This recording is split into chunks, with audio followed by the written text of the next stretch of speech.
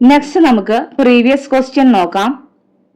Third one, ഒരു കച്ചവട സ്ഥാപനത്തിലെ കച്ചവടവുമായി ബന്ധപ്പെട്ട 3 പ്രസ്താവനകൾ ചുവടെ കൊടുക്കുന്നു. ഇവ പരിശോധിച്ച് ശരിയായ ഉത്തരം തിരഞ്ഞെടുക്കുക. പ്രസ്താവന 1, ഒരു സാധനത്തിന്റെ വില ആദ്യം 20% കുറച്ചതിനു ശേഷം 25% വർദ്ധിപ്പിച്ചാൽ വിലയിൽ മാറ്റമുണ്ടാകില്ല. പ്രസ്താവന 2, ഒരു സാധനത്തിന്റെ വില ആദ്യം 20% വർദ്ധിപ്പിച്ചതിനു ശേഷം 25% കുറച്ചാൽ വിലയിൽ മാറ്റമുണ്ടാകില്ല. പ്രസ്താവന 3, ഒരു സാധനത്തിന്റെ വില ആദ്യം 20% വർദ്ധിപ്പിച്ചതിനു ശേഷം 20% കുറച്ചാൽ വിലയിൽ മാറ്റമുണ്ടാകില്ല. ഇനി ഓപ്ഷൻസ് നോക്കാം. ഓപ്ഷൻ എ, പ്രസ്താവന 1 മാത്രം ശരിയാണ്. ഓപ്ഷൻ ബി, പ്രസ്താവന 2 മാത്രം ശരിയാണ്. ഓപ്ഷൻ സി, പ്രസ്താവന 2, 3 എന്നിവ ശരിയാണ്. ഓപ്ഷൻ ഡി, പ്രസ്താവന 1, 2 എന്നിവ ശരിയാണ്. അപ്പൊ നമുക്ക് പ്രസ്താവന 1 നോക്കാം. ഒരു സാധനത്തിന്റെ വില ആദ്യം 20% കുറച്ചതിനു ശേഷം 25% വർദ്ധിപ്പിച്ചാൽ വിലയിൽ മാറ്റമുണ്ടാകില്ല. ഒരു സാധനത്തിന്റെ വില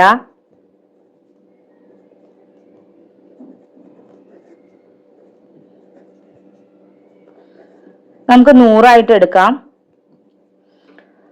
ആദ്യം 20% കുറച്ചതിന് ശേഷം, അപ്പൊ 100ന്റെ 20% കാണുക.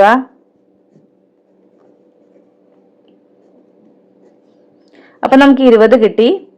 കുറച്ചതിന് ശേഷം, അപ്പൊ 100ൽ നിന്ന് 20 കുറയ്ക്കുക. അപ്പൊ നമുക്ക് 80 കിട്ടി.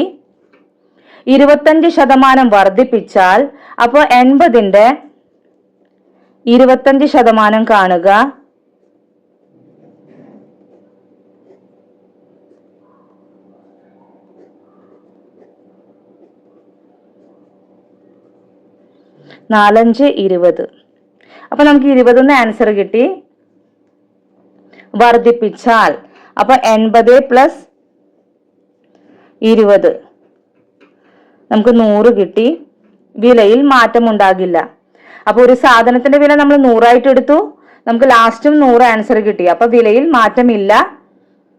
അപ്പോ ഈ പ്രസ്താവന ശരിയാണ്.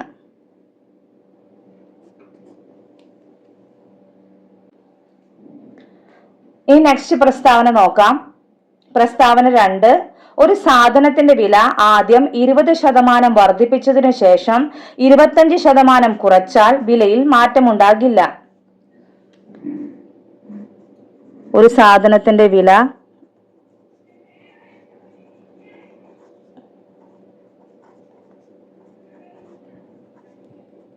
നൂറ് ആദ്യം 20% വർദ്ധിപ്പിച്ചതിന് ശേഷം, അപ്പൊ 100ന്റെ 20% 20 വർദ്ധിപ്പിച്ചതിന് ശേഷം 100 + 20 120. 25% കുറച്ചാൽ, അപ്പൊ 120ന്റെ 25%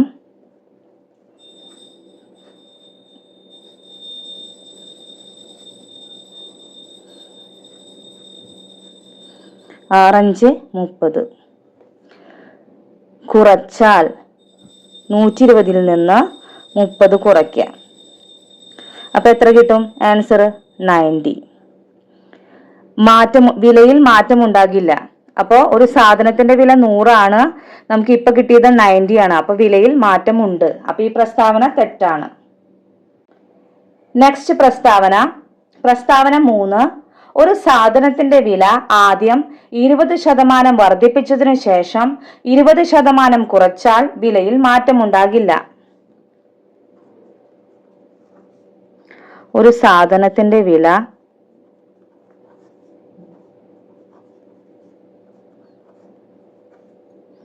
നൂറ് 20% വർദ്ധിപ്പിച്ചതിന് ശേഷം, അപ്പൊ 20% കാണുക.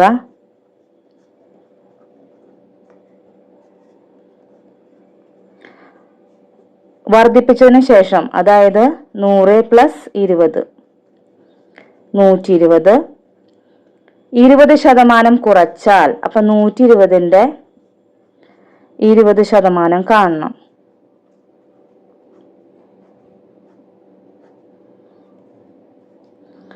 അപ്പൊ നമുക്ക് 24 കിട്ടി.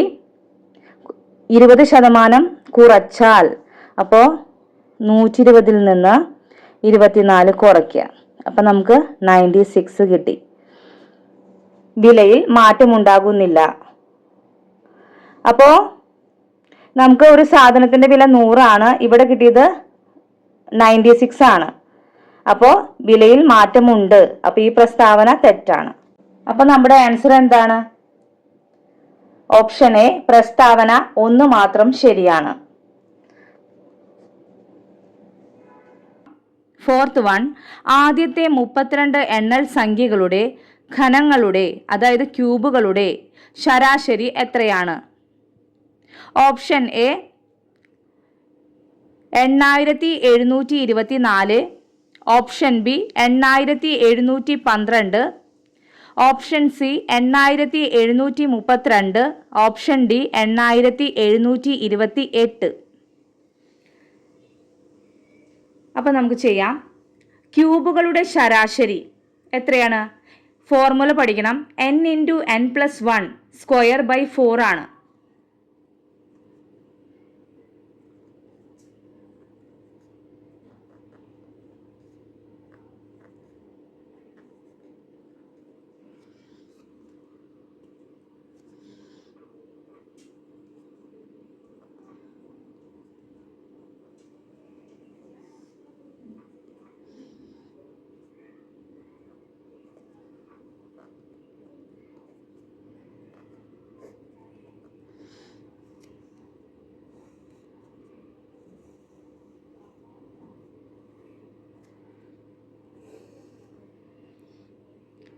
ഈ ഫോർമുല നന്നായി പഠിക്കുക. ക്യൂബുകളുടെ ശരാശരി = n × n+1 സ്ക്വയർ ബൈ 4 ആണ്.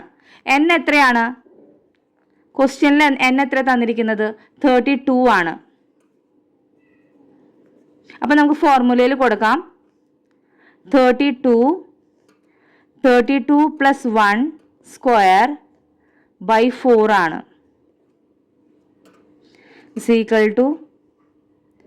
32 × 33 സ്ക്വയർ ബൈ 4 ആണ്. അപ്പം നമുക്കിത് വെട്ടിക്കളയാം.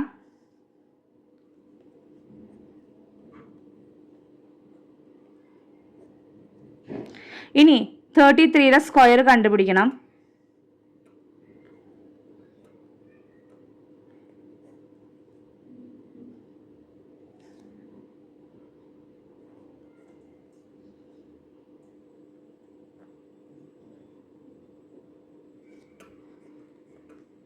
അപ്പോൾ നമുക്ക് സ്ക്വയർ കിട്ടി. ഇനി നമുക്ക്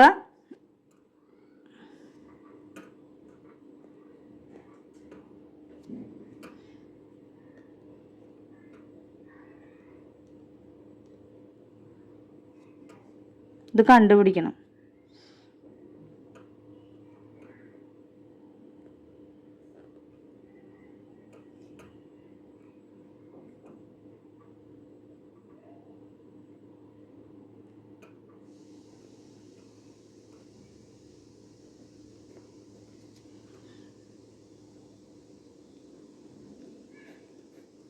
അപ്പോൾ നമുക്ക് ആൻസർ കിട്ടി.